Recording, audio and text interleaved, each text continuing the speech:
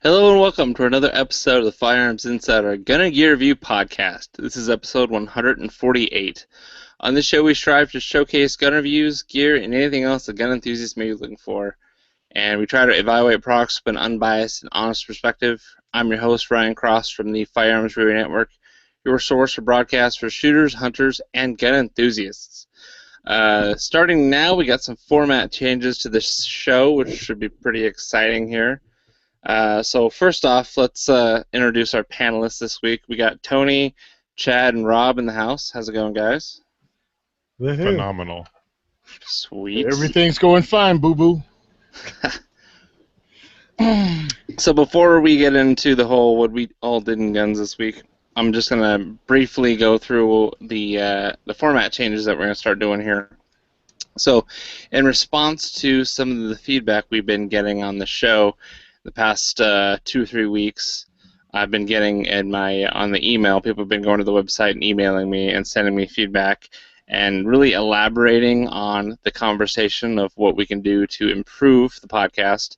And it's been really awesome, constructive criticism, and it's really helped me understand exactly what you guys like. And I understand not everyone likes the same thing, and not everyone has the same preferences, but I think we found a nice, happy medium that's going to greatly improve the structure and the flow of the show moving forward. So because this is the Gun and Gear Review podcast, we are now going to move the reviews to the front of the show. So right after we talk about the announcements, we're going to get right into the main topic, the review from Firearms Insider, and then have a panel discussion about that review item. Hopefully, between me, Chad, and everyone here, and maybe some listeners that want to start contributing reviews, we can have more than one review per show. So that's going to be the main focus. After that, we're going to move to a new product spotlight, because there's a lot of people that commented and sent me emails saying that they really like hearing about new products, because it puts things on their radar that otherwise wouldn't have been there. So when they're driving to and from work, or whatever they're doing while they're listening to the show, we talk about something new that just came out, especially around SHOT Show and NRA Show, all the new products. It's this podcast, even though that's not the focus, it's a good vehicle for putting that on people's radars. So we're gonna move that toward after the review. We're going to trim it down to 3 things maximum if time allows, but 2 things pretty much, or 1 thing depending, just trying to keep the show within an hour, trying not to go over an hour too many times, and still put something that's really good. We're going to stop throwing new products in here that are just kind of meh, like a new Tikka T3 or something like that, a bare bones bolt action rifle or something like that. We're going to try and just focus on really cool things that come out that are kind of relative to what's been new that week. And after that, we're going to get into the listener feedback and all this seconds for everyone. Let Tony have his soapbox, and then wrapping up the show. So just moving things around a little bit, and also in the reviews. Because of the feedback where people don't like us repeating word for word verbatim what other people have said about a product, because I guess it's not real lazy, it's just it can get kind of monotone, especially when I'm reading it. I'm guilty of being monotone sometimes. But we're going to skip reading that on the air, but we're going to leave it in the written review. So like today I'm reviewing a holster, and I do have in the Firearms Insider 8 key points, I do have a what other people said portion, but I'm not going to read that on the show. If you're interested in that, I'm just going to mention that you can go to the show notes and read a couple quotes that I clipped out and put into the quotation marks for you to read, just seeing what other people said, but not necessarily repeating it on the air. So that being said, let's get into what everyone did this week in guns, starting with, I don't know, who wants to go first? Looks like Rob. Oh, I get to go first. Okay, yay, go me. Well, I didn't do 2 things nothing this week, but I had a interesting time trying to purchase ammunition at Walmart. Why? Because I had a $20 gift card that was about to expire, so I said I'll buy something that I can use later and that, might make sense, but the problem is getting somebody to freaking Walmart to open up the ammunition box to buy the ammunition is like walking into a dentist office and saying, "Hi, I'm here to pull your teeth," and everybody scatters. You're like, "Oh crap, where'd everybody go?" So after waiting for 20 minutes to get somebody over there, I finally was able to purchase a box of 9mm ammunition, use up the gift card, and say, "Thank you, Walmart. Bye-bye." Rob, what you got to do is what my brother-in-law did once. There was nobody back there, and they didn't help us, so he just picked up the phone and, pushed the announcement button over the speaker and said, "We need a customer service representative at the firearms counter." No. If I do that, there will be not good stuff said. It will.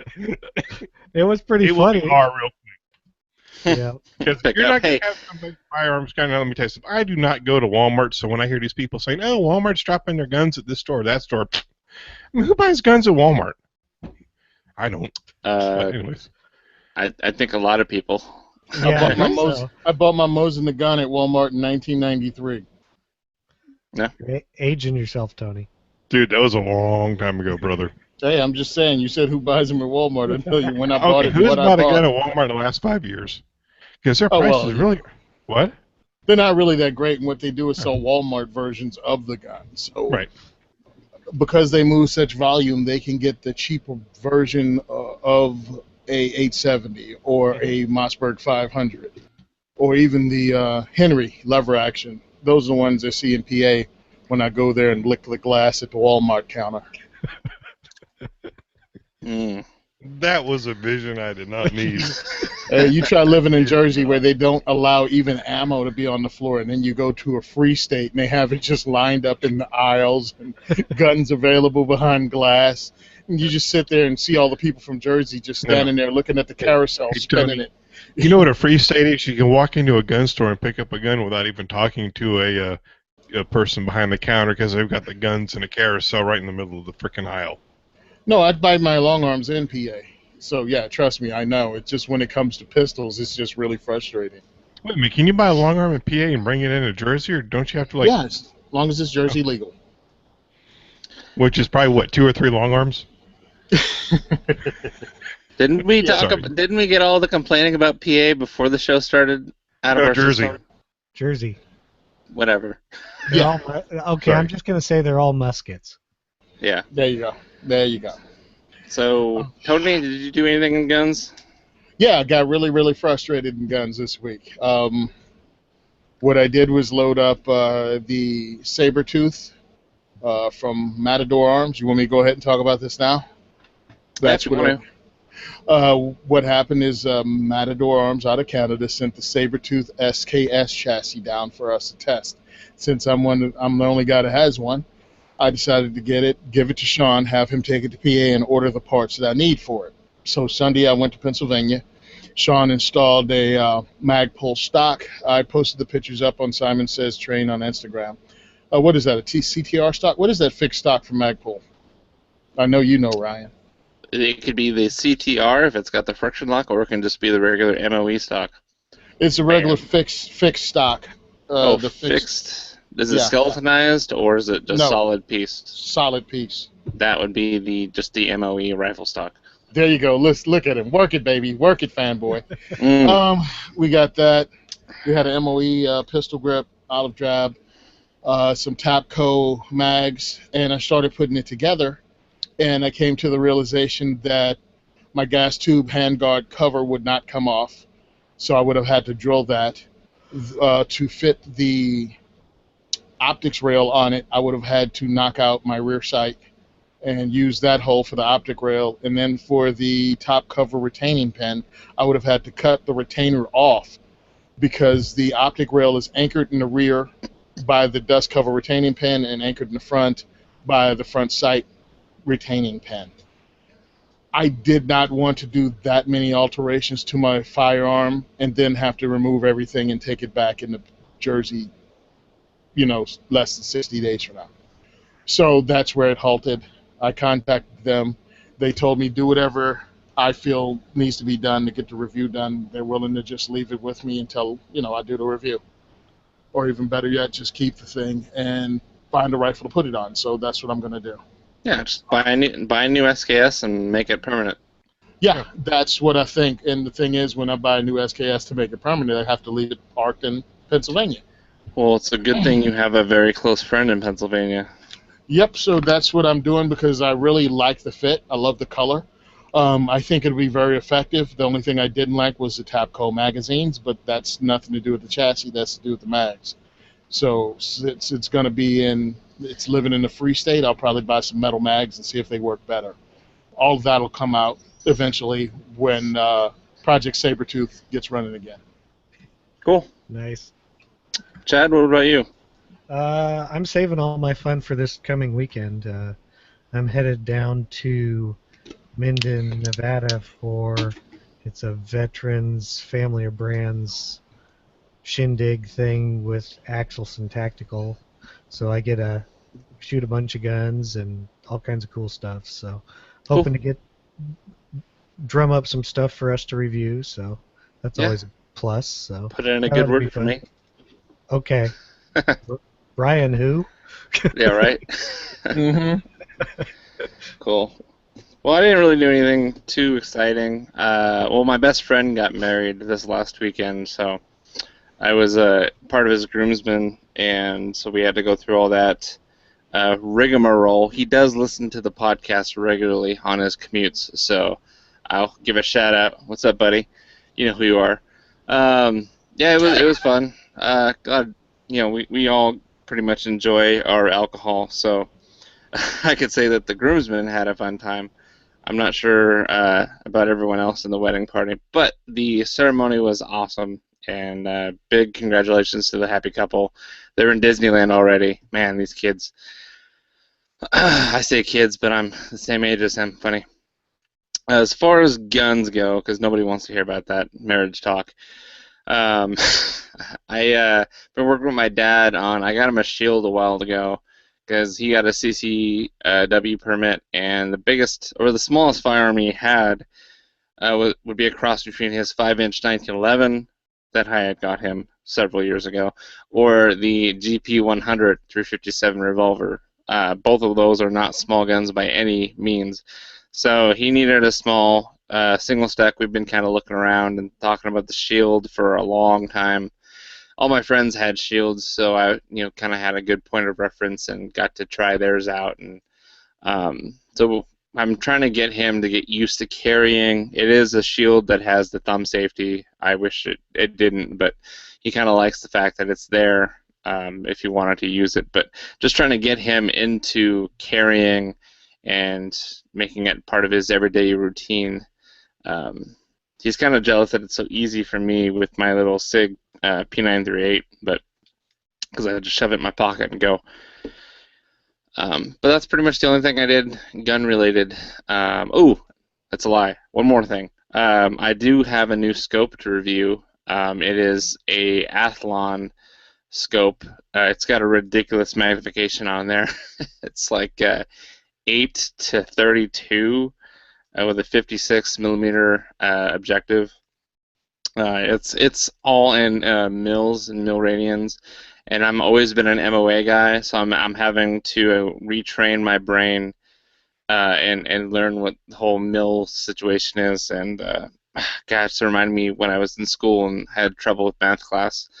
It's a lot to kind of wrap your brain around, but luckily Athlon does have some pretty good literature about breaking it down. 1 mil is 3.6 inches at 100 yards, and how that breaks down into further yardages, and how you can actually use the system to estimate yardage based on a known height of what you're looking at. So if you've got a 12-inch target, and you put your bottom of your horizontal axis on there, and you see that the height goes up to like the second mil, that gives you an estimate of how far it is. If you know exactly, or a really good estimate of how tall it is. Kind of same thing if you're actually shooting two-legged critters, you know exactly how tall roughly they are. That'll give you the estimate of how far they are from your position without actually using a rangefinder. So that's kind of interesting. But I mounted that on my dad's Remington 700 long range and 300 Win Mag. It's behind me. Can't really see it with the camera, but so I'm going to be trying that out. It does have a first focal plane reticle, which I immediately thought this would be good for my dad because his eyes had a hard time picking out the reticle on the Vortex that I had on there before, the PST 4-16. He couldn't see the subtensions with his eyes, and he didn't really have to fiddle with his glasses. So with this being a first focal plane scope, when you zoom in, obviously everything gets larger and thicker. So I think it might actually work for him, but I have to learn mills so that I can teach him mills, which is going to be a challenge in itself. So that's what I did in guns this week. So now we'll get through the rest of the announcements. Like I said, talked about the format changes, bandwidth sponsor, and we do have some exciting new announcements to talk about for this. So then we'll just fast forward through this week. So bandwidth sponsor, Patriot Patch Co. We do have the mini bullet patch available. We do have the new website is up and running if you haven't already visited that or noticed. So we switched platforms. This was so that we can keep our inventory synced across Amazon.com and Facebook and the website. So now everything feeds out of the same inventory, which makes Jake a very happy boy. But we've got all of our products up on the website still.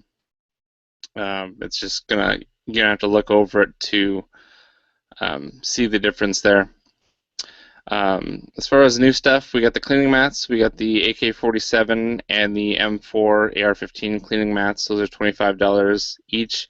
I just got both in. They look fantastic with the vendor that we're going with, especially the M4 one, the AR-15. So after we see how well these sales do, we will move on to another firearms platform. So I'm always open to suggestions if you guys have want to see an FN SCAR 17 cleaning mat, or switch to something like a 1911, something that's a little bit more universal, 1911 cleaning mat, or maybe like a shotgun, like a Mossberg 500 cleaning mat or something like that.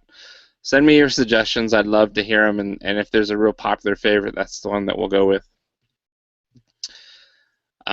So working on that. The website. I'm working on something really cool with the Gun Collective. I can't quite tell you what it is yet. It should be launched by next week, and so on the next show, 149, I should be able to give you guys more info on what he's got going on. John Patton's got on his websites now.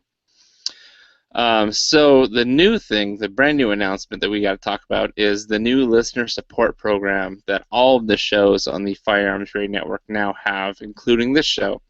So similar to Patreon or other kind of programs where you could pledge support in the form of your hard-earned money to your favorite shows to help keep them going. It really helps with the cost of hosting the websites, the domains, and particularly for our podcast, it helps with ammo cost for reviewing guns. It helps with us buying new gear. So this isn't just a ploy for us to be able to buy more stuff. This is available for all the shows on the network. Or you could even support all the shows at once by pledging to the Firearms Radio Network itself.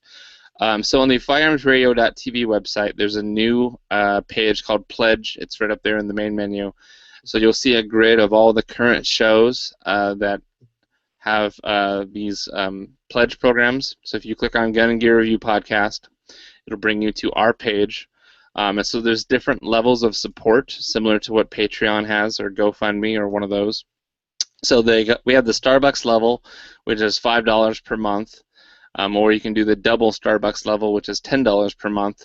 So it's basically for the cost of 1 cup of coffee a month, you can feed a starving podcaster, and you do get a free sticker with that. So we are giving you guys some swag in return, depending on the level you choose. So you've got Patch of the Month Club, which is next, and that's $5 per episode, which is $20 per month for 4 weeks in a month. An episode every week. So with that level, you'll get an exclusive patch from Patriot Patch Co. as the Patch of the Month program and a free sticker. So the next one after that is the small swag supply box level, which ships every month, which is a $40 per month level, free shipping. So you get a free t-shirt, a free morale patch, a free sticker, and more. The next level after that is $80 per month, and that's a large swag. So you get an ammo can, free shirt, 2 free morale patches, free stickers, and a mystery gear item, which could include tactical lights, gear bags, cleaning mats, optics, and much more. So the highest level is the small business level, which is a segment sponsor, which is $200 per month with only 4 available. And so big companies that think the show is too see, how did he describe this? I've had it. Big companies think this show is too controversial. Advertise your small company to a super niche audience of 10,000 listeners every week for less than the cost of your company's phone bill. So this is really going to be for small business owners. You know, if you sell brass or you sell certain products in the firearms industry and you want to sponsor the show and get your name plugged on the air and not have to compete with everybody else like you would in like a trade publication, this would be the level for you. So like I said, that's $200 per month with only 4 slots available. So then on the website, you've got all the fields for you to put in your info, put in your shirt size if you did select a level in which you get a free shirt. And like I said, you can do this for any of the other shows, not just mine. But we greatly appreciate if you were to take part in that. So that's the full description. Moving forward, I'll try and really shorten that description down and just send you over using the link in the show notes, or just go over to the Firearms Radio website yourself and take a look at the pledge page. So then you've got a very short window for the last segment here of the announcements. Black Bag Resources, 10% off, $50 or more site-wide until August 31st. Today is the 30th, so you only have a day to take advantage of the coupon code Hyperbole. And Sean did say that he will have a new promo code for next month. I'm anxiously waiting to see what that promo code will be. $10. That's because Sean's a jerk. Massachusetts. That's because Sean's a jerk, and I know what it's gonna be because he's a jerk. It's gonna be Massachusetts. What's it gonna No, be? He's a jerk? I doubt it. Yeah, okay, yeah. It ain't gonna be Massachusetts because Sean's a jerk. It's gonna be New Jersey. I'm just saying, we were having a conversation. All of a sudden, the entire room got quiet, and Sean's wife goes, "I know what next month's freaking code word is gonna be." I look forward to it. So That'd be speaking of Sean, he's not on the show, but he wanted me to relay a message from him. So he wants to take full responsibility for the whole cyberbullying incident with Terry's feedback on the show and how he got all defensive and got us all riled up. So he wants to take full responsibility for that and apologize formally to our listeners and the listener that sent us that first bit of critical feedback. And he said he's going to get some therapy for that cyberbullying issue. And I think that's it. He's going to absolutely hate me for saying that, which is awesome. Oh, well. Well, That's one more thing he'll hate you for, so what's the deal? I know Yeah, a right? good psychologist. Yeah. Yeah, she's in Texas, though. Hey, I do the cheap psychologist. I go to the bar and talk to my bartender. That's way better and way cheaper than any shrink you could go to in a nice little office, you know? Yeah, that's the original, right? And then you actually get something in return for the money you're giving them, you know? Yeah, beer. Instant reward. You get beer, liquor, you know. Hey, and you get free pretzels, too. Or peanuts. Nice. And on to the show. Yep. So the listener feedback that has all the good stuff that contributed to the format change. I'm just going to move that to the end because we're already like 25 minutes in. So let's get right into the main topic here. So my review is on the Stealth Gear USA Inside the Waistband Mini. And here it is if you're viewing on YouTube or viewing the video. So this is a unique holster. You'd call this a hybrid of a hybrid. So basically how they got started is the owner, liked to carry firearms and had a leather holster, And basically one day it failed on him, and the firearm dropped out. So he went about to, well, I'm just going to make a one-off quality holster for myself, and so he went about doing some T&E and trying different holsters and kind of picking and choosing what materials he liked best, and trying to kind of build a better mousetrap in the sense of a firearms holster. And what he ended up making for himself, his friends liked so much and family, that they all demanded that he make some for them. So it kind of transformed into this holster business that what it's become to today is one of the more higher end holster companies on the market. And there's a lot of they're making a lot of waves right now. I know a lot of people that are currently trying their products and really like them. So the inside the waistband mini, it's called the mini because it's a shorter width than the standard inside the waistband holster, which used to be called the Onyx. Now they just call it the IWB, which I guess is just their standard inside the waistband. So the mini is just a shortened version of that. I actually have let me turn around and grab the original behind me so that you can see the width difference.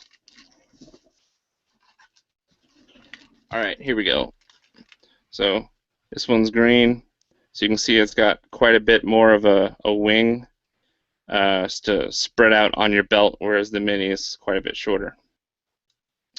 So the very unique feature of these holsters is that they use new materials that are breathable, because one thing that the creator really wanted to achieve was a holster that didn't cause sweating.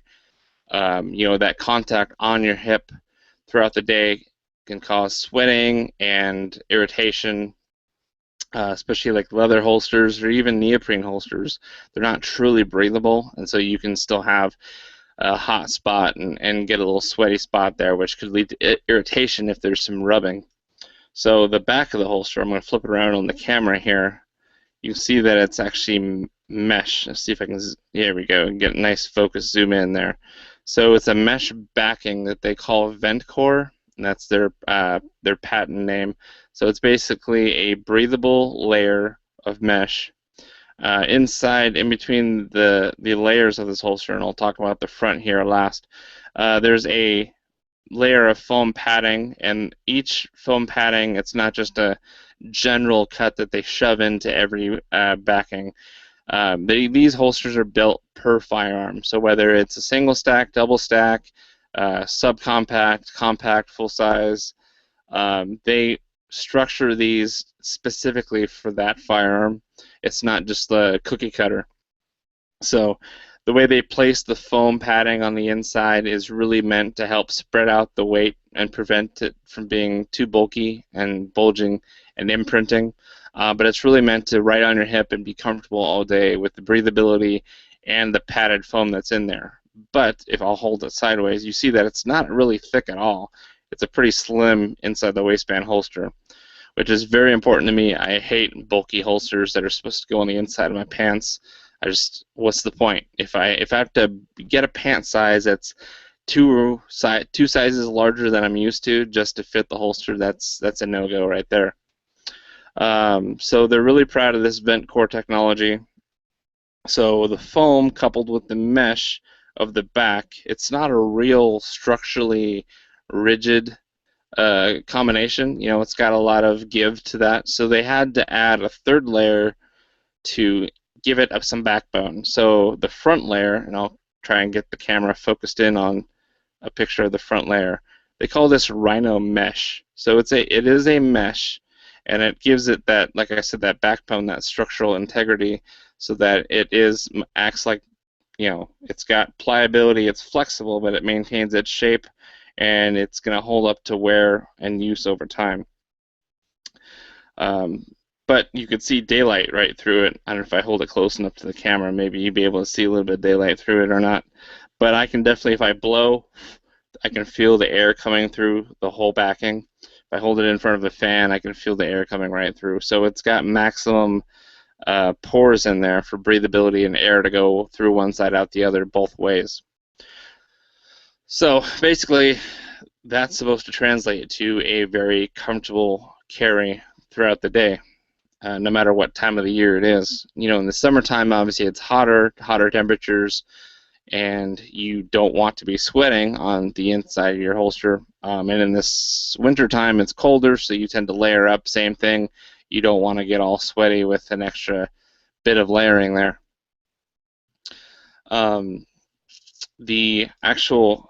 This is fit for my SIG P938, obviously, so I'm going to insert that into the holster on camera here.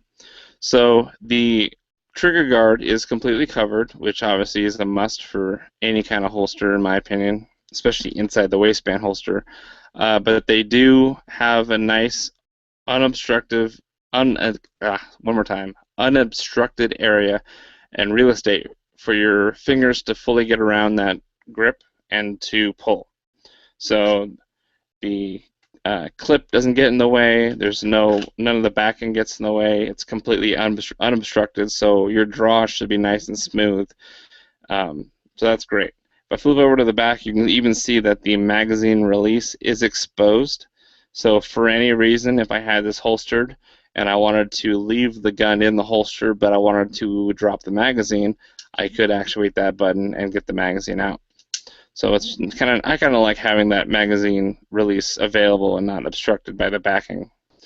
The muzzle is fully covered, or actually partially covered, but the Kydex shell does roll over the muzzle, and this is really good because it prevents, if you lean up against a table or you fall against something, anything hard that presses up against an exposed muzzle is going to push your firearm up and slide it out of the holster partially, which then defeats your retention.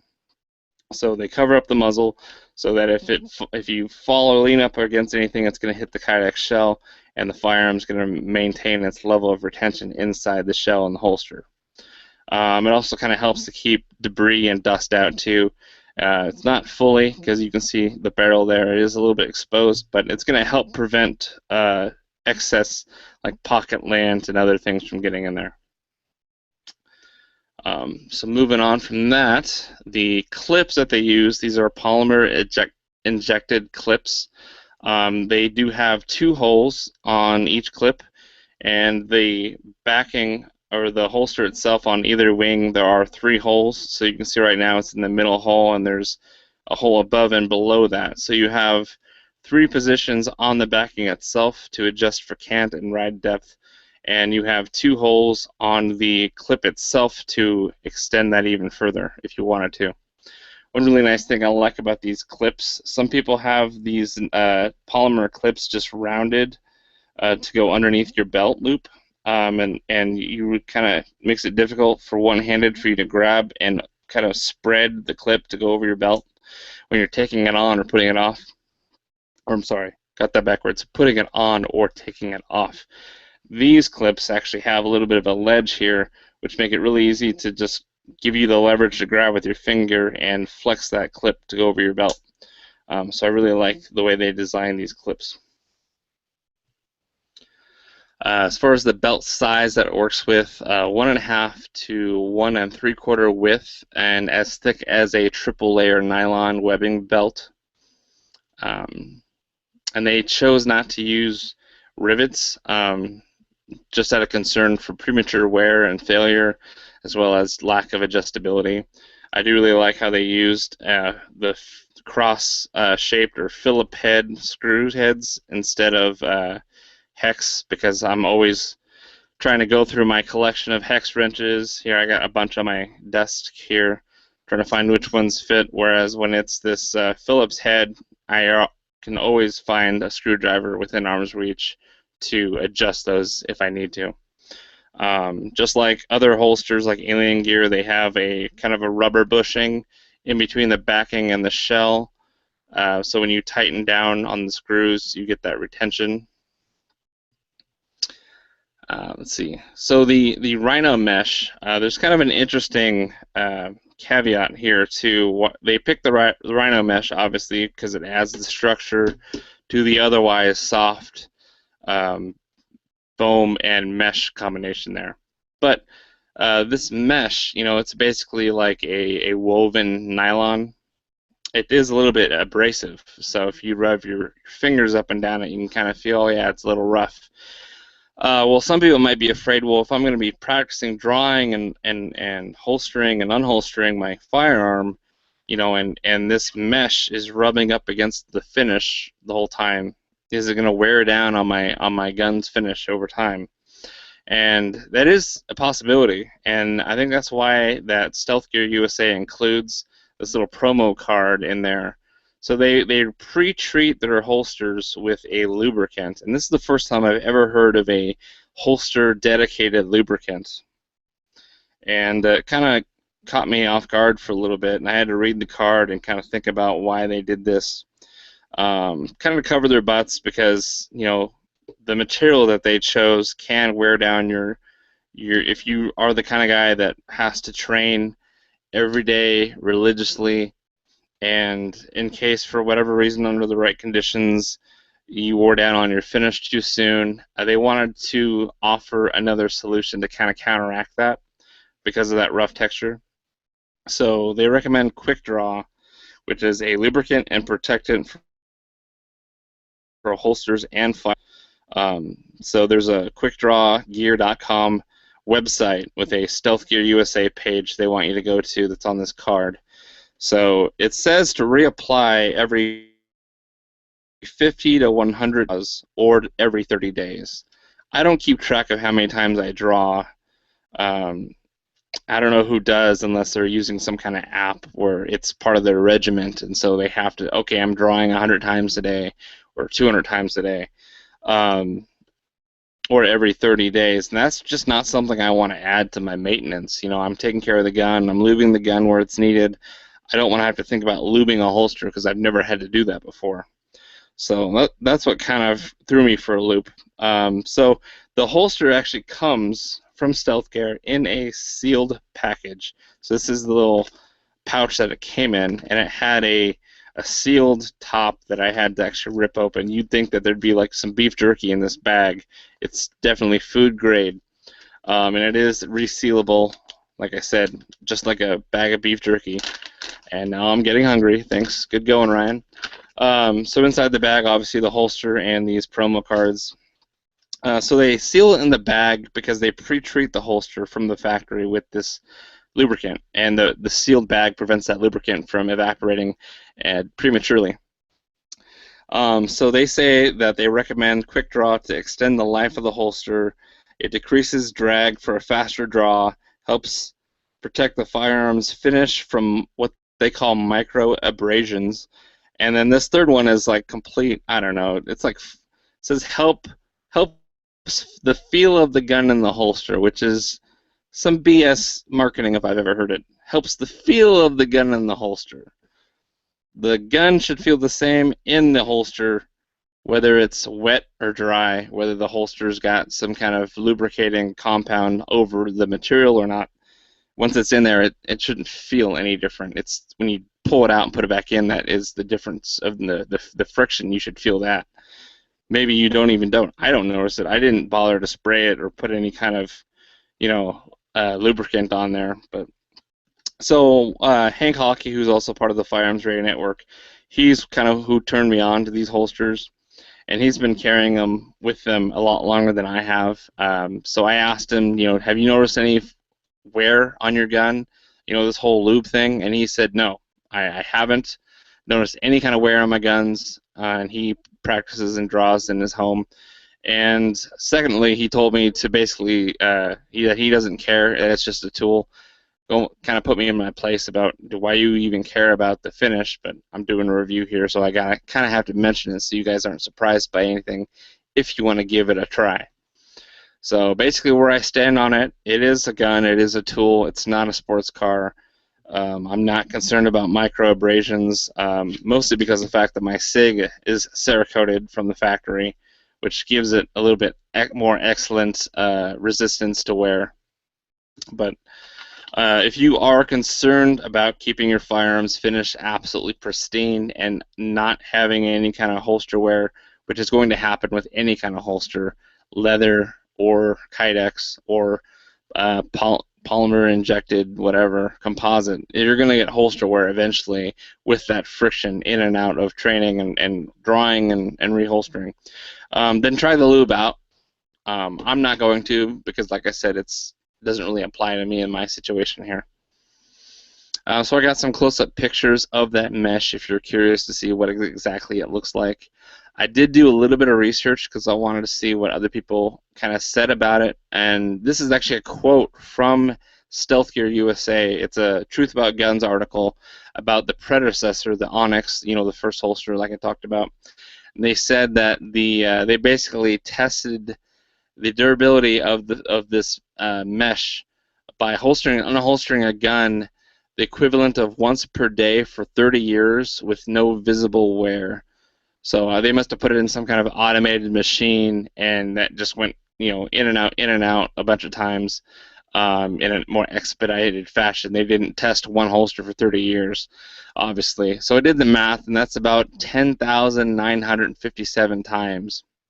So I'm not going to draw my weapon more than 1,000 times in my training time at home over the course of my lifetime, the gun's lifetime, or the holster's lifetime.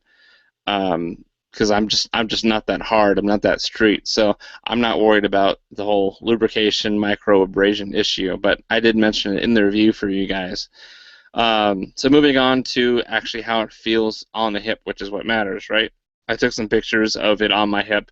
Virtually no printing whatsoever. I like to wear a 2X shirt.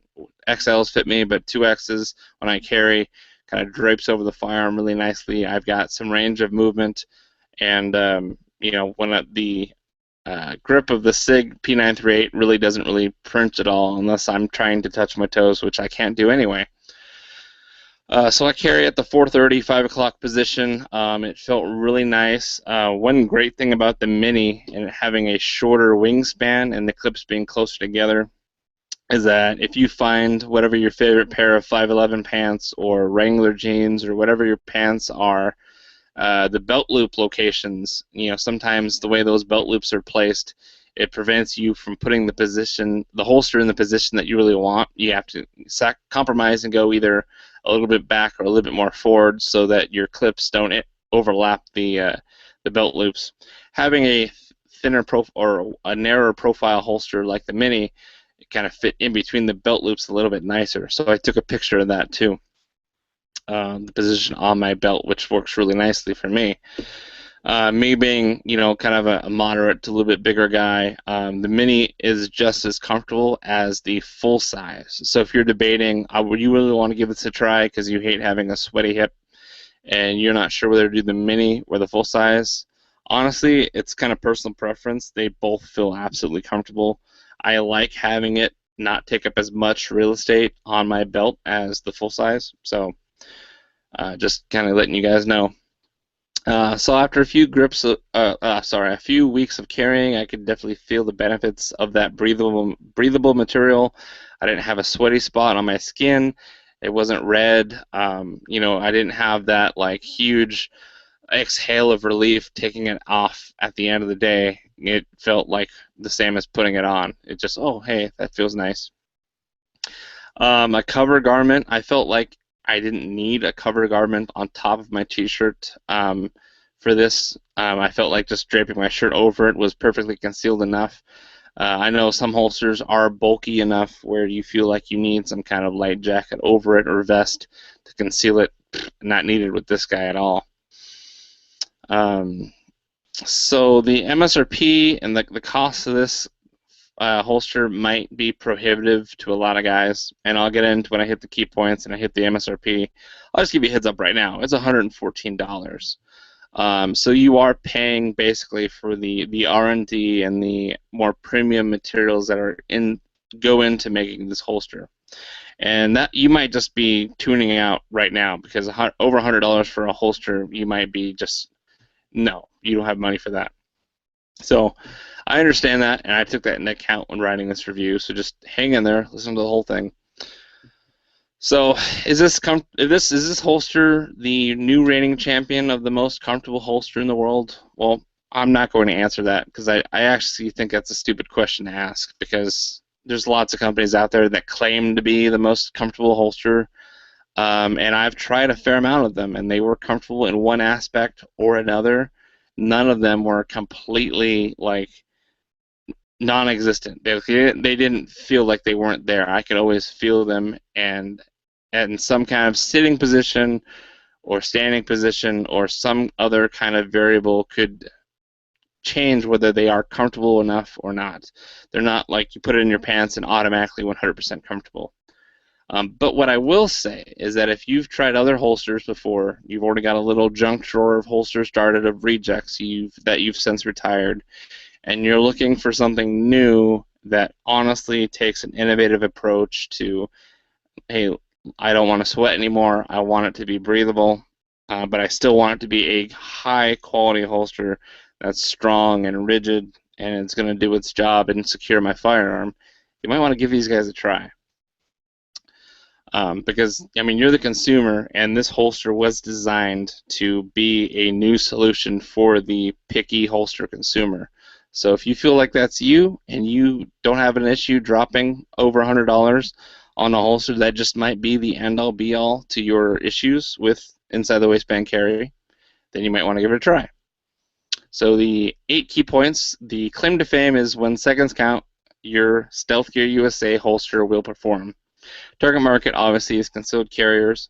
The features and benefits, like I said before, the VentCore breathable mesh backing, that's their patented material. The Rhino Mesh front layer for that structural integrity. The hardware is black oxide finish for anti-rust. Basically, all the materials that go into this holster, including the foam padding, are designed to be non-moisture absorbing, because who wants a holster that gets kind of soaked with sweat? Nobody. The polymer two-position clips are really nice. The width of the Mini is 8 inches, as well as the height 8 inches, so it kind of takes up a nice little 8-inch square. The total weight, without a gun obviously, is 5.35 ounces, and it is custom designed for each handgun model. They're not cookie cutter by any means. And each holster has over 30 components in it, which might sound overly complicated, but I mean, honestly, this holster is not. It's not complicated. It's not intimidating. It doesn't have any kind of moving parts that aren't supposed to be there. It's just a really sophisticated holster design. Other aesthetic options or finishes available. They do have them in black, woody green, and praise the Lord, flat dark earth. Can I get an amen? I've got a little quote from a customer review for what others are saying. If you want to read that, go on over to the review on the Firearms Insider website. The price point, like I said, $114. If you need it now, they have it on their website, and I will commend them. Their website, from what I've read with other people on other forums, their website has actually, the platform's improved quite a bit. So when you go to their website, Stealth Gear USA, and you go to shop, you go to holsters, it's actually really easy to pick out exactly what you want. You don't have to scroll, like pick a holster and then scroll through a drop down and find your gun model. So right at the top, before you can kind of scroll down and look at the other holsters and kind of see what they look like. But once you're decided if you want the Mini or you want one of their other holsters, then back at the top you choose your make first. So I'm going to go ahead and pick Smith & Wesson for the heck of it. So then it chooses your model. So it starts with the 4506, goes all the way through the shields. So you've got the new Shield 45 on there. So I'm going to go ahead and click the Shield 45, then it goes to holster type, appendix, inside the waistband standard, which would have been the Onyx. The Mini that I'm reviewing today, or they have the outside the waistband. So whenever you pick that, then you can pick the accessory if it's available for that gun, if they've got the blue gun and the light for it. So they've got Crimson Trace lasers. This holster is actually designed with the Crimson Trace laser guard for the SIG P938. So you can have it made with your laser accommodated and then pick your hand left or right. It's a really simple process for checking out on their website. So I will give them a thumbs up on that from a web designer's perspective. So the overall rating, I'm giving it an 8.0 as great. The pros, the combined lightweight breathability and strength and retention, it's just a winning combination. I mean, the holster is really lightweight. The cant adjustability, that's also kind of a must I need to have in a holster. I know I don't have this one set up for any kind of cant right now, but it's important to me to be able to customize that. If I want this to have a forward cant or a backward cant, or if I want it to sit a little bit deeper in my pants or a little bit shallower in my waistband, I want to have those options. The Mini also helps fitting smaller folks that have a smaller waistline, and those with pants where the belt loops possibly interfere with the holster position because it clips. And then I got to tack on a Pro for the website because I really appreciate that user interface. The cons, though, the mesh fabric on the back, I haven't gotten it to fray yet, but I am suspecting that it can fray with aggressive use during training.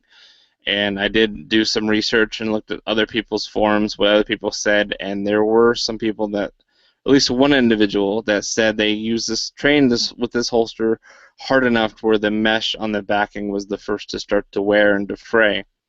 And looking at it, I could see how that would be true, especially kind of the unfinished holes for the cant and depth adjustment. Would have been nice to have like a grommet in those two holes so they weren't just kind of drilled holes in that mesh that could grow larger. Kind of like putting a hole in a fishing net. Eventually that hole is going to get larger and larger over time and use. So it would have been nice if they put a grommet there to kind of fill that void and add some strength and security to that. And another big con, current lead times are 25 days due to the demand of this holster and just the process involved in getting all those components in there and custom fitting it. And I understand there's, from a manufacturer's perspective, that it is what it is, and maybe to some holster manufacturers that's not like a huge deal, but I bet if they expanded their production line and they got that cut down like at least in half, maybe, a 12 to 14 day turnaround, that a faster turnaround equals happier clientele. Everyone knows that. So as I'm telling you this review, I just feel bad that if you really want to give it a try, it's going to take you 25 days to get that shipped to you, which is kind of a bummer. So I kind of have to add a con to that, but it doesn't really affect the point value, the score too much, because like I said, that's kind of more of a logistics thing on their end and not really reflective on the product itself. So there's my review on that. Do you guys have any questions? I have a question for you, Ryan. Yes. I know with a lot of, excuse me, the hybrid holsters, they tend to collapse in when you have them like inside your waistband, and it makes reholstering harder. Does it have that problem? Because, like some do, some more than others. I mean, it's just kind of what have you found? Well, there could be some validity to that. I haven't had an issue with holstering because I holster kind of slow and intentionally. Right. And no one's in a rush to shoot themselves. I can say that for certainty. Exactly. The flexibility, though, of the backing, if you've got if you have it positioned right on your hip bone or somewhere where your body is actually protruding into the backing, that can contribute to closing off the opening. Right. I'm kind of doing it on camera here with my thumb. Yeah.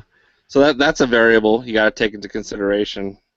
Right. Because I just kind of ask because, I have a few, hybrid ones, and one's got a pretty thick chunk of leather on the back, and it doesn't do it near as bad as, one I have that has a thinner chunk of leather. But the one with the thinner chunk of leather is way more comfortable. It's just collapses more when you have to holster it. So yeah, you have to pretty much pay more attention. It's not. Yeah, and I'm with you. I don't do it quickly. I was just kind of curious how one of these holds up. Right. I mean, it's all about compromise because you can't have the perfect holster. Because you might, if you like these guys, if you really want to cut down on that sweating, You've got to make some tweaks to the material in the backing, which could have some drawbacks or some flip sides. That like I said, it's Right. a little bit flexible. Like if I was to compare this to like the Alien Gear Cloak Tuck, they've got that spring steel in between the layers in the backing. Right. Obviously, if you've got it positioned 3 o'clock or 4 right on your hip bone, actually I guess your hip bone would be a little bit further back than that. That spring steel is going to resist that giving in to the forces of your own body and closing off that hole. But is it as comfortable as this? That's where the difference is. So. Right. Okay. That was the only question I really had. Okay. I don't know about these other yahoos. What about you two jokers? Well, this joker just wants to know. It looks like I've got an Alien Gear holster, and you can change out the shells for different types of guns, so you can have basically one in basically the mesh part, and just change out the plastic shells. I'm assuming you can't do that with this holster, or I don't see where you can do it on their website. Yeah, that is correct, because they make these per gun and they place the padding per gun.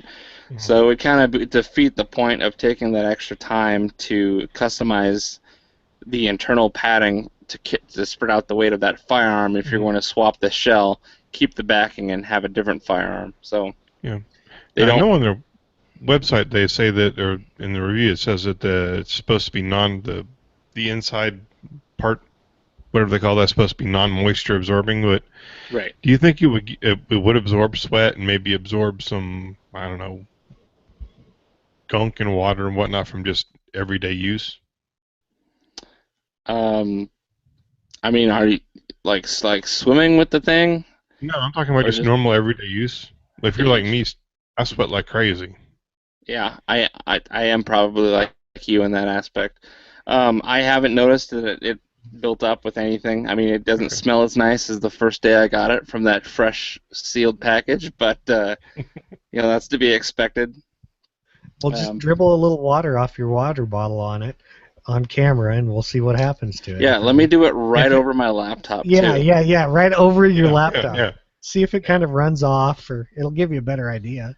Yeah, just angle it toward your piece. I can't believe I was dumb enough to do that, guys. It beaded right off onto my leg.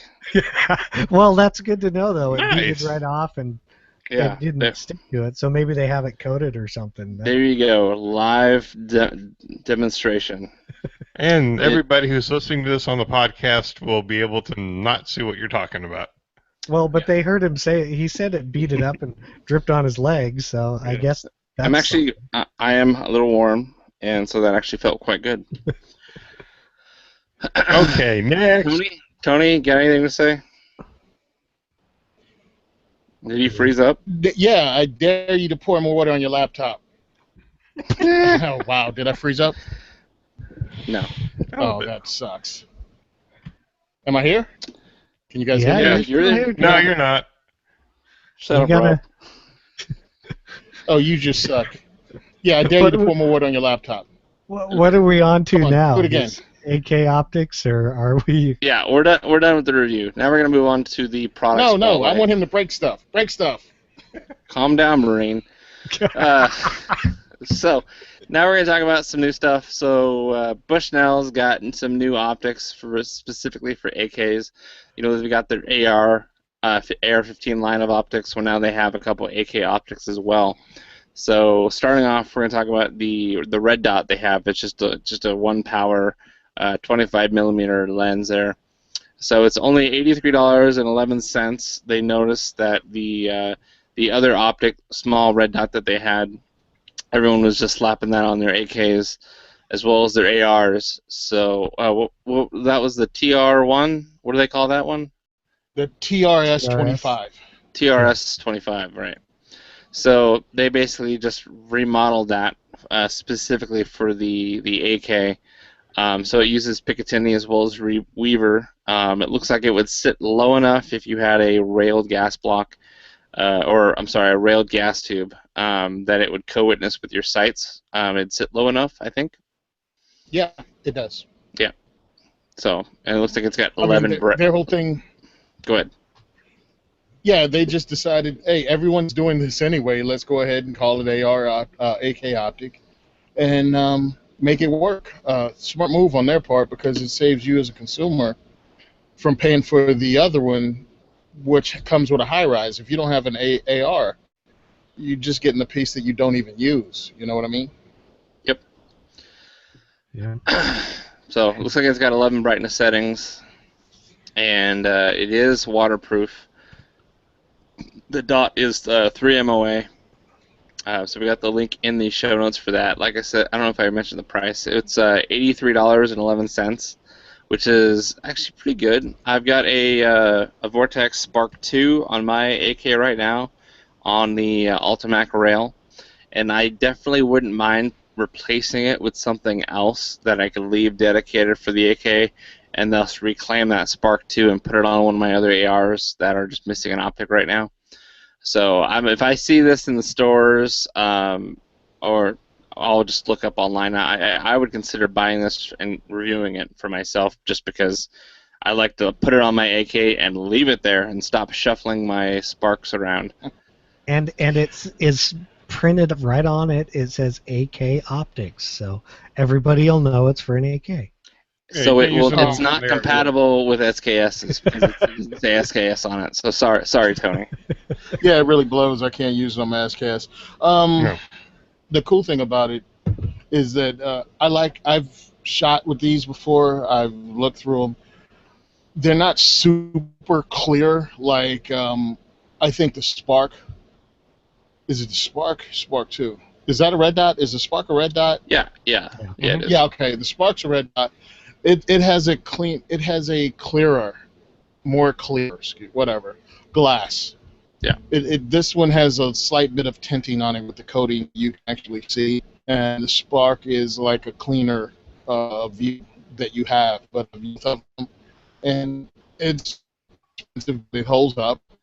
Everybody who has one likes. You're breaking up, buddy. Of course, I'm breaking up. It's because you Slow turned down. your camera back on. Yeah, turn your camera Oh, is that off. what it is? Yeah. I'll turn my Maybe. camera off. Of course. Hold on. I qualified with it, so of course I break up when I talk about it. But I think it's really a nice optic. And I think for For the the money. price, for the price, you can't expect it to have super clear glass, but No. it's something something inexpensive to throw on and your AK to get rid of those stupid small AK sights. Yeah. I mean, Well, it's supposed to be waterproof, shockproof, and fog-proof. I mean, what else do you want from an optic that you're going to slap on your AK anyway? Mud proof. As long as it holds up, it should be fine. Well, that's the thing. And It does hold up for the price. If you want clear glass, you're going to have to spend more money. And with optics, pretty much every time you double money, you get an upgrade. But after a while, that upgrading starts slowing down, as you continually double the money. Yeah, you hit the law of diminishing marginal returns, where eventually your now all of a money's not sudden going you're between a U.S. Optics and, a Night Force. Quit using those smart words. And you're not going to be shooting sub-MOA with your AK at 500 yards anyway, so there's no sense in putting a ridiculously expensive and high-end optic on it to begin with, but maybe that's just my opinion. Yeah, but you can go to the next one. Yeah, you might but be able to if you actually did want some see- magnification, Bushnell still has you covered. So they have the AK 1:4 by 24 millimeter scope. So it looks like a low magnification AR scope, but it says AK optics right on it. The reticle is specifically for the 7.62 by 39 cartridge. I don't know why their website says 7.62 by 23. Am I missing something? Mine says 29. Mine says No. 23. Yeah, this one says 760 by 23. Jackpot. So that's probably just a typo. It's meant for the AK cartridge, 39. So it's a BDC reticle. It is second focal plane, obviously, so it's going to stay the same size no matter what 1 to 2, 3, or 4 power you're at. They are multi-coated optics, and they're waterproof. So you are going to have to get some rings for this. The tube diameter is 30 mil, so whatever kind of if you got a railed dust cover or you got some kind of cantilever dog leg set up on your AK or a side mount that comes up over the side on an AKM, you're going to want to get 30 mil rings. But other than that, I think it should be pretty good.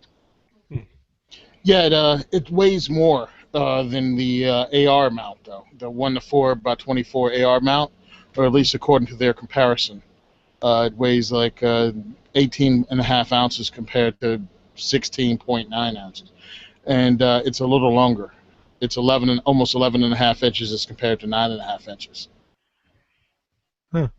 That's what they have in their specs. Yeah, I contacted Bushnell and spoke to them, and it sounded as if they just, did the BDC on this in 7.62x39, and that was it. Yeah. But no, it's actually a different body and everything, according to what they have written down here as their specs.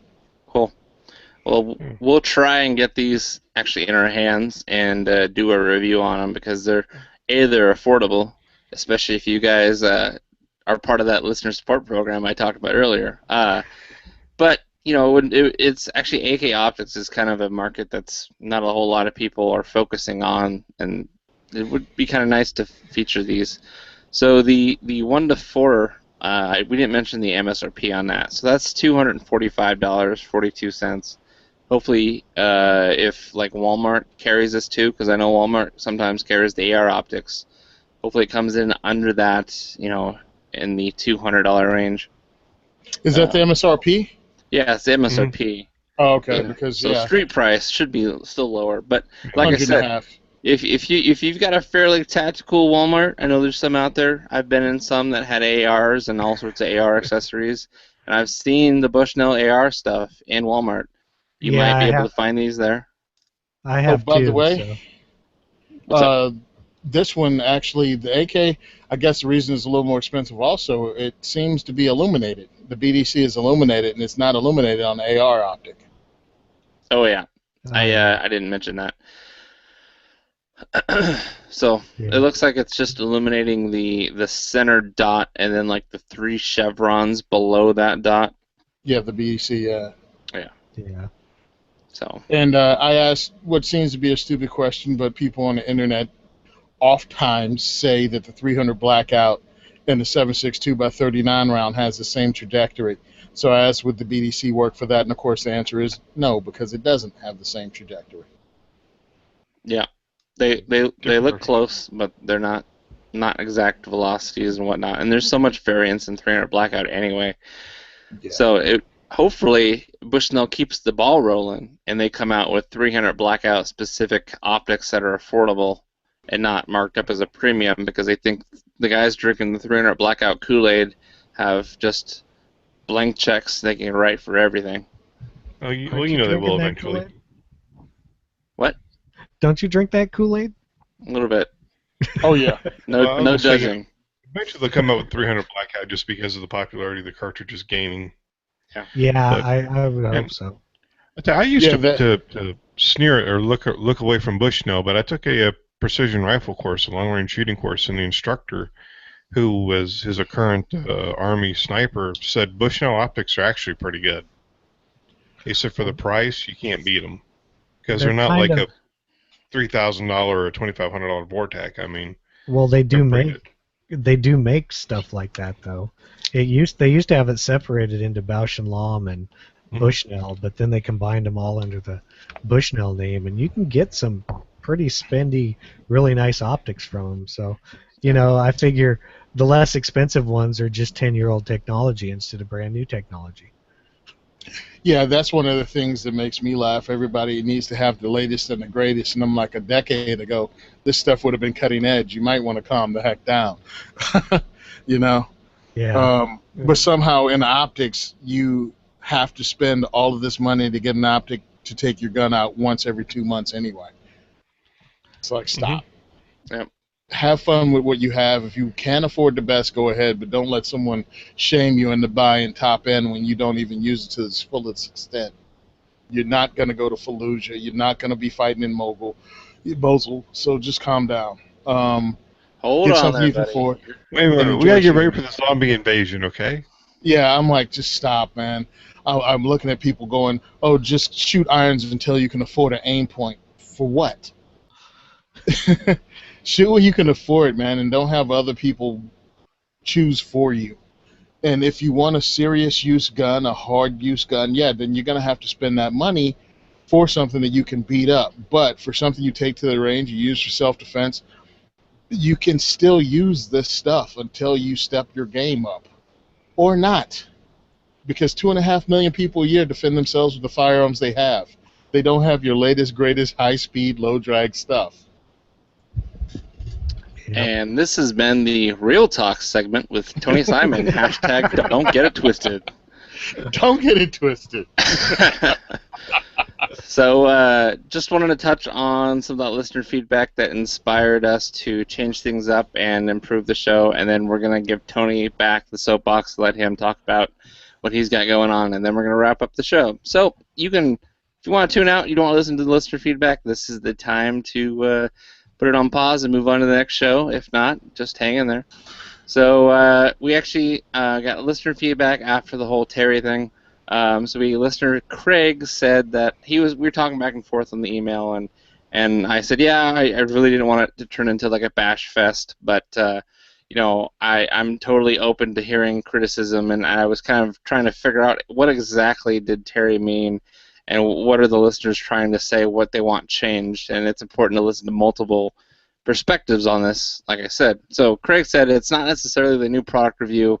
It's when you read straight word for word from a website or read other reviews. I'm interested in what the panel thinks of a new product, even if they haven't tried it yet. I think sometimes it would be better with just a small description and a link to the product than to read the whole freaking description from the website.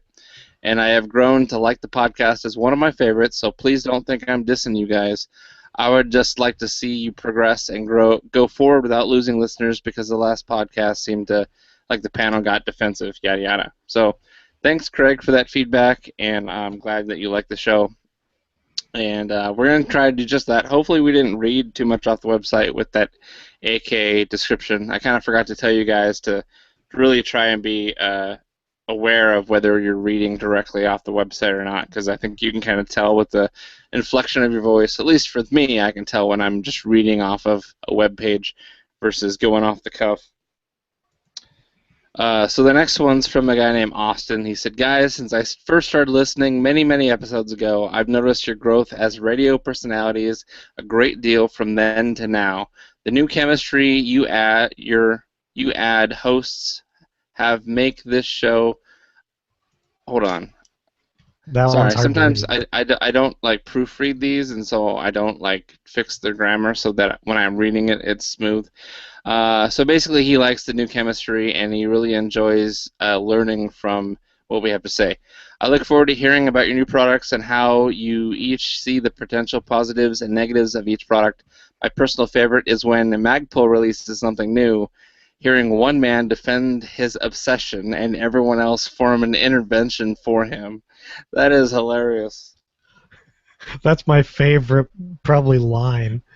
We got to read that line every single episode from now on. Who's he talking about? I don't know. Who is this? We have an intervention. The guy with the Magpul tramp stamp, I think. The guy who's naming his kid Flat Dark Earth. Maybe him. Hey, don't hate. So he said, in my opinion, as a listener, you don't need another podcast when only one of your many comments is negative, especially knowing all the work a show takes. You don't need to stretch yourself too thin or compromise one good show for two mediocre ones. Keep up the good work, and I'll keep listening. Jokes and voice inflection make good radio. And remember, bad comments are 10 times more common in today's world than a compliment. So that's from Austin. And actually, our buddy Sean at Blackback Resources, he looked at the show notes and he read these two bits of feedback, and he wanted me to read his response to them. So he said, please tell listener Greg I said it's all in good sport, but we, parentheses, Tony and I, have a biting, sarcastic sense of humor, no cut downs intended. And then he said, please tell listener Austin, thanks for the support, thanks for the supportive feedback and constructive criticism. And then he told me to tell Terry something, but I'm not going to read it on air because we're being positive. What does That's right. Smoochy Boochies mean? Is that like I know it's Jay and Silent Bob, but I don't quite get the reference here. All right, and Is he now we're blowing- on to the second is for everyone diversity shoots. Tony, take it away, please. I think he's just blowing kisses. In which case, Yeah. that's between him and our listeners. So we're gonna leave it there. I And he think said it's he'll be back with a new coupon code next week. So have a great show. Yeah, I think it's just to see if Terry's still listening because he didn't want to waste his time with the show. But So we've he gave us changed things some- up, so he has to be listening because we've Yeah. improved. Yeah. Okay. Hey, listen, I love constructive criticism. It means you're growing. It's a good thing. Let's not, Get it twisted.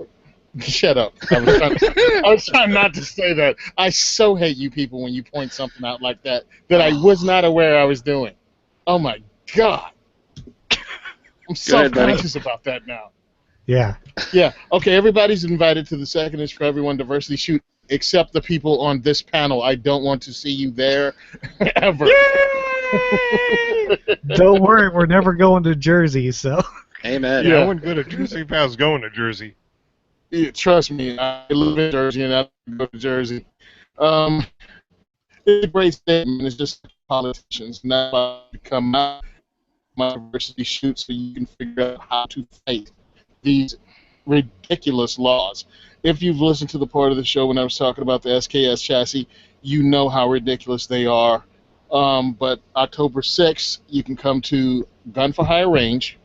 We're going to have some Second Amendment groups. We're going to have some great swag. We're going to have some awesome giveaways. I'm waiting for an email from one of the guys that it's going to blow your mind. If you have a 1911 or a revolver, you're going to have an awesome raffle coming up. We have a bunch of shirts to give away. We're going to have food. This next one is going to be a lot of fun, just like the last one was a lot of fun. And just like most of these events, you're going to come, you're going to have fun, and you're going to have a new profile picture on social media when it's all done because everybody shoots something cool and takes photos. You visit Simon Says Train on Instagram. You can also visit The Second is for Everyone on Facebook or diversityshoot.com. And you can see the events. You can see photos from the events. Soon there's going to be a link to the High Point page. And as I progress with my review of the High Point and things happen, you're going to be able to follow it on that page. I really appreciate you guys allowing me to do this every week. Again, Second is for Everyone, Diversity Shoot. If you live in Jersey, come out and make it. If you own a Second Amendment business, contact me and we can get some swag or something to give away or stickers or something like that. And even if you don't own a Second Amendment business but you want to support it, go ahead. I'll mention your name on my Instagram and Facebook pages that you helped us out in some way. We're a community, and part of this thing is to show the world that we are a community. Black, white, no matter what your background is, no matter what your religion is, whether you're straight, whether you're gay, even other businesses besides firearms-related businesses. You're good people too, and you also own firearms, and you want to support a civil right. There's nothing to be ashamed of, but you want to step up, step up. I'm taking all comers for stuff to give away and entice people to come to these events. So again, thanks guys. I really appreciate you allowing me to yap on the show about this every week. No problem. We appreciate you letting us mock you every chance we get. Okay, Magpul boy. But it See, is it- a no, great Darker thing boy. you're doing. Everyone gets their fair share of the ribbon. It's all good. Oh, yeah. Yep. As long as it's an FDE, we're good. Yeah. I've got my Tavor behind me. It's so beautiful. Let me Anyway. guess, it's black. No. No, Heavens, no. Black Dark Earth. FDE. That's right. Everyone knows the apocalypse is going to be very dusty, so anything flat dark Earth will be invisible. Or stealth, Yeah, 'cause- or Battleship Gray. Yeah. It's going to be one of those two colors. I'm not sure which. Battleship Gray? Battleship Gray, Stealth Gray, Yeah. Disruptive Oh, dear environment God. gray, disruptive, Whatever. non-permissive Gray. non-permissive, drag it by a truck gray. I think we need to have another intervention, gentlemen. Yeah. I think we need to close the show because we're nearing about an hour and 20 minutes, and we're all done. So send questions or comments to the email address gungearreview@gmail.com. Remember to subscribe and leave us an iTunes review.